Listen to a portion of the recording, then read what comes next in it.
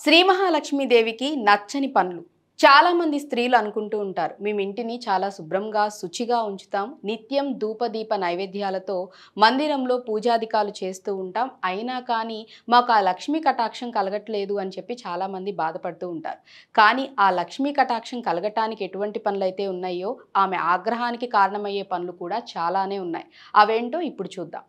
మంచంపై కూర్చొని భోజనం చేయటం, అలాగే ఉదయాన్నే ఇళ్ళు వాకిలి శుభ్రం చేయకపోవటం, లేచింది మొదలు భర్తని పిల్లల్ని తిట్టటం, అరవటం, విసుక్కోవటం, అలాగే సాయం సమయాన సంధ్యాదీపం ఉంచకపోవటం, సరిగా పక్వము చెందని ఆహారాదులను తినటం, ఆహారాన్ని తీసుకోక ముందు తీసుకున్న తర్వాత నోటిని శుభ్రపరచుకోకుండా ఉండటం, ఉదయాన్నే లేచి ముఖం కడుక్కోకుండా భర్తకు కనపడటం వల్ల అనారోగ్యం, ధనహీనత కలుగుతాయి. తడి బట్టలతో భోజనాన్ని చేయటం, తదియనాడు దొండకాయ తినటం, తమలపాకుల కన్నా ముందు చక్కులు నమలటం, ఇవన్నీ చేయటం ద్వారా దారిద్ర్యం అనేది ఎక్కువ అవుతుంది. దీని ద్వారా లక్ష్మీదేవి కటాక్షం అనేది కూడా తగ్గుతుంది.